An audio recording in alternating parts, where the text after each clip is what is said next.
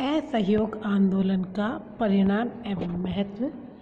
हमने पूर्व कक्षा में गांधी जी द्वारा किए गए असहयोग आंदोलन का अध्ययन किया है। असहयोग आंदोलन अचानक समाप्त हो जाने के बावजूद भी निश्चित रूप से सफल रहा। आंदोलन और सरकार के विरोध में एक अभूतपूर्व उपलब्धि में देश एकजुट हो गया और आंदोलन से पहले कुछ हफ्ते पहले ही लगभग 9,000 छात्रों ने सरकार समर्थित स्कूल कॉलेज को छोड़ दिया। आचार्य नरेंद्र देव, C.R. दास, जाकिर हुसैन, लाला लाजपत राय और सुभाष चंद्र बोस के नेतृत्व में छात्रों का समायोजित करने के लिए देश भर में लगभग 1800 राष्ट्रीय संस्थानों की स्थापना की गई। इस अवधि में अलीगढ़ में जामिया मिलिया, काशी विद्यापीठ, गुजरात विद्यापीठ और बिहार विद्यापीठ जैसे प्रसिद्ध संस्थान स्थापित किए गए।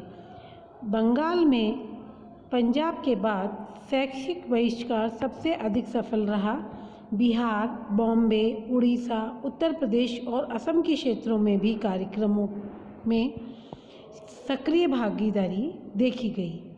आंदोलन का असर मद्रास में भी देखा गया।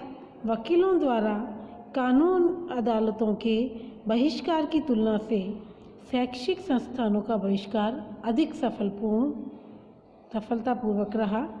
C.R. Das, Motilal Nehru, M.R. Jayakar, V. Patel, A. Khan, Saifuddin किचलेव जैसे कई प्रमुख वकीलों ने अपनी उत्कर्ष कानून की प्रथाओं को छोड़ दिया, जिससे कई और लोगों का समर्थन करने के लिए प्रेरित हो गए।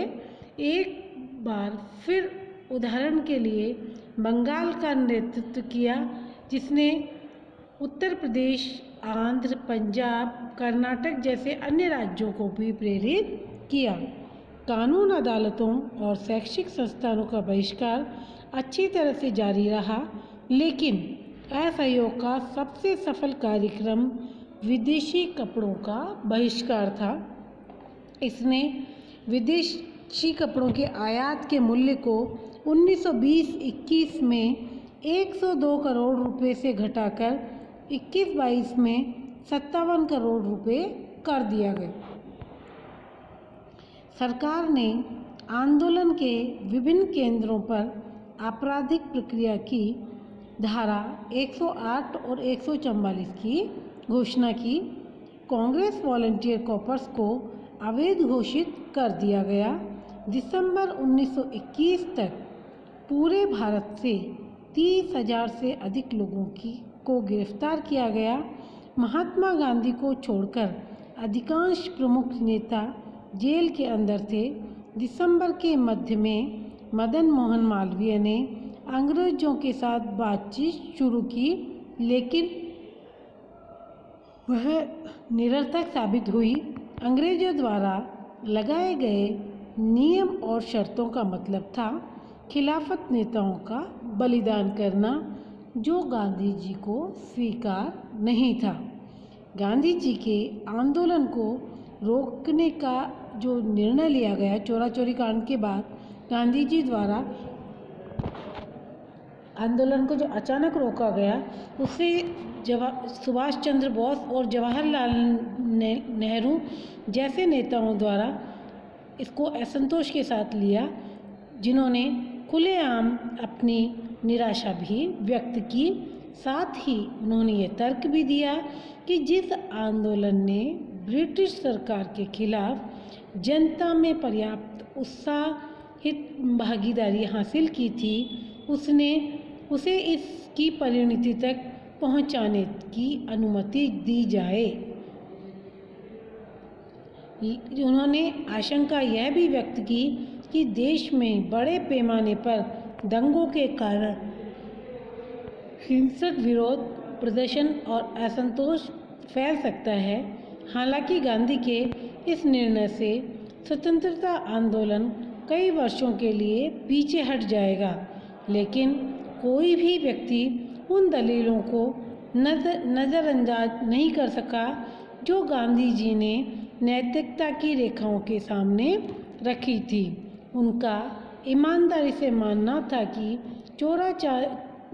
चोरी चोरा की घटना जैसी हिंसा पूरे आंदोलन के पीछे आदर्शों से विचलन का संकेत देती है। अगर अनुमति दी जाती है तो आंदोलन को नियंत्रण से बाहर कर दिया जाएगा और ब्रिटिश सरकार को कुचलने के लिए ब्रिटिश सेना का सहारा लिया जाएगा।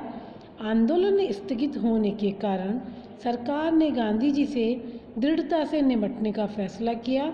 10 मार्च 1922 को उन्हें तुरंत गिरफ्तार कर लिया गया। उन्हें 6 साल का कारावास की सज़ा भी सुनाई गई और पूना के यरवदा सेंट्रल जेल में रखा गया।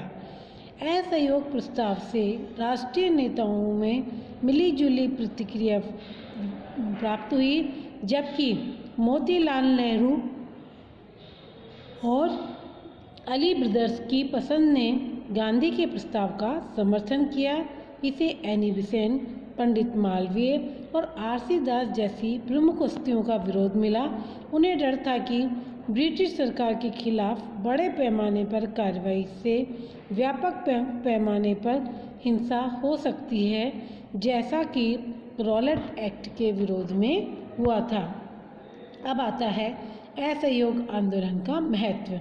भले ही असहयोग आंदोलन ने अपने जीवित उद्देश्यों को हासिल नहीं किया, लेकिन गांधी की रणनीति और नेतृत्वकारी भूमिका ने भारत के स्वतंत्रता संघर्ष को नए आयाम दिए। आंदोलन का सबसे बड़ा लाभ यह था कि इसने आम लोगों को एक नया विश्वास दिया और उन्हें अपनी राजनीतिक खोज में दृढ़ रहने की शिक्षा दी। महात्मा गांधी ने स्वराज्य के लिए विचार किया और आवश्यकता को अधिक लोकप्रिय धारणा बनाया, जो बदले में देशभक्ति के उत्साह की एक नई लहर पैदा कर हुई। उससे निष्क्रिय प्रतिरोध के माध्यम से सत्याग्रह या विरोध भारतीय स्वतंत्रता आंदोलन का प्राथमिक उपकरण बन गया। चरखे और खादी को भारतीय राष्ट्रवाद के प्रतीक के रूप में बढ़ावा देने से भारतीय हथकरघा उत्पादों को पहचान हासिल करने में मदद मिली। देशी बुनकरों को नए रोजगार मिले। असहयोग आंदोलन और गांधी जी से भारतीय स्वतंत्रता आंदोलन में सबसे महत्वपूर्ण योगदान एक ही कारण था, और वह था कि पूरे राष्ट्र का एकीकरण करना। अर्थात गांधी जी के इस कार्य से भारत की जनता को एक नेतृत्व या कहें एक दिशा प्राप्त हो गई गांधी जी के नेतृत्व में, और वह भी अहिंसा और सत्याग्रह के रूप में, जिसने बाद में अन्य आंदोलनों में भी हम उसको देख सकते हैं। और गांधी जी के अन्य आंदोलन का अध्ययन हम अगली कक्षा में करेंगे।